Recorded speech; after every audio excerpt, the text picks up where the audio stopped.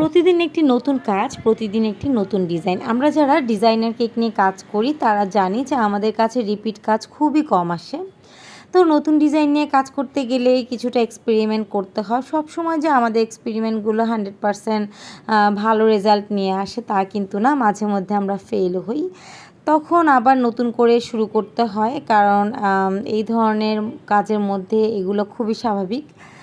তো আমারও সাথে এরকম অনেক হয়, আমিও দেখা যায় যে মাঝে মধ্যে নতুন ডিজাইনগুলো করতে গেলে রেজাল্ট খুবই ভালো আসে, আবার মাঝে মধ্যে দেখা যায় ঠিক মতো ডিজাইনগুলো বের হয়ে আসে না। তো আজকে আমি দুটি থিমের কাজ দেখাবো একটা ভিডিওতে। এখানে একটা হচ্ছে ছেলের জন্য কেক, একটা হচ্ছে মেয়ের জন্য কেক। তো এখন যে ডিজাইনটা করছি এটা কিন্তু একটি 2 পাউন্ডের কেকের উপর বসবে। এই ডিজাইনটা একটি ফন্ডেন্টের বো, যেটার ওপর ব্ল্যাক কালারের একটা স্ট্রাইপস বসবে হোয়াইট কালারের ফন্ডেন্টের উপর। তো আমি প্রথমে হোয়াইট কালার ফন্ডেন্টটা বেলে তারপর ব্ল্যাক কালার স্ট্রাইপসগুলো দিয়ে নিচ্ছিলাম। এইগুলো আসলে খুব সূক্ষ্ম কাজ, আমার খুব আস্তে আস্তে এই ডিজাইনটা করতে হয়েছে। যতটা আমি আমার মতো পেরেছি ঠিক ততটা সেভাবে করে দেওয়ার চেষ্টা করেছি। এরপর দিয়ে হালকা একটু বেলে তারপরে ফন্ডেন্টের যে বউটার যে সেট আপ আছে সেটা করে নিয়েছি। এই কেকটি যেহেতু 2 পাউন্ডের ছিল আর উপরের যে টপারটা এটা কিন্তু ভালোই বড় ছিল, তাই এই টপারটা দিতে যেয়ে আমি একটু ঝামেলায় পড়েছিলাম। কারণ ছোটো কেকে একটু বড় টপার হলে তখন আসলে একটু খেয়াল করে না দিলে পরে দেখা যায় যে ডেলিভারি দিতে প্রবলেম হয়। তো আমি যখন দেখলাম যে না, টপারটা ভালোই বড় হয়ে গিয়েছে, তখন আমি কিন্তু টপারটা আর কেকের সাথে অ্যাডজাস্ট করে দিইনি, আমি আলাদা একটি বক্সে করে দিয়েছি। তো এই কেকেরই আরেকটা ডেকোরেশন, এখানে একটি ফিমেলের যে বডি শেপ আছে সেটা করে নিচ্ছিলাম। আমি এটা প্রথমে ফন্ডেন্টের উপর একটু এঁকে তারপর সেবা করে নিচ্ছিলাম। এই কেকটা কিন্তু আমি দ্বিতীয়বার করেছি। আগের যে কেকটা করেছিলাম সেটা 3 পাউন্ডের ছিল। তো 3 পাউন্ডের কেকটা আমি মোটামুটি ঝামেলা ছাড়াই করতে পেরেছি, এত বেশি টেনশন নিতে হয়নি যেহেতু 3 পাউন্ডের কেক ছিল। তো দুটি কেকের বেশ কিছু টপার আমি মেক করে নিয়েছিলাম একেবারে। এরপরে কিন্তু কেকগুলো আমি ক্রিম করে নিব।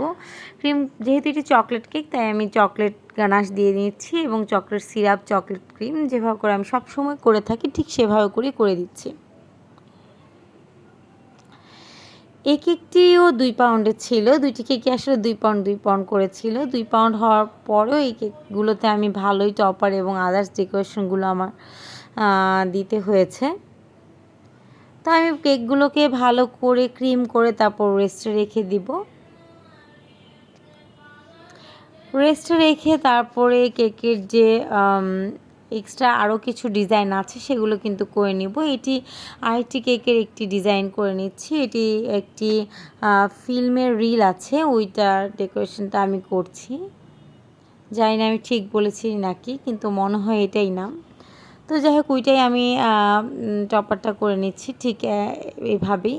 এরপর এই তো দেখতে পাচ্ছেন আমার অনেকগুলো টপার একসাথে রেডি হয়ে গিয়েছে। এরপর কিন্তু আমি কেকগুলোকে ক্রিম করে নিব, ফাইনাল ক্রিম যেটাকে বলে।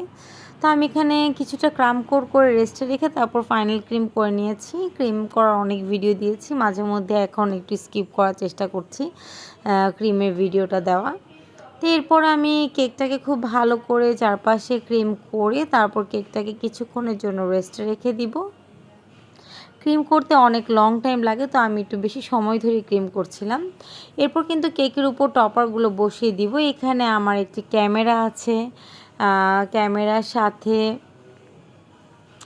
একটি PS4 এর টপার এবং সেই সাথে একটি ফিল্মের রিল এটাও আছে। তো এই কেকটি পুরোই রেডি। এরপর কিন্তু আমি দ্বিতীয় কেকের টপারগুলো সেট করে দিব।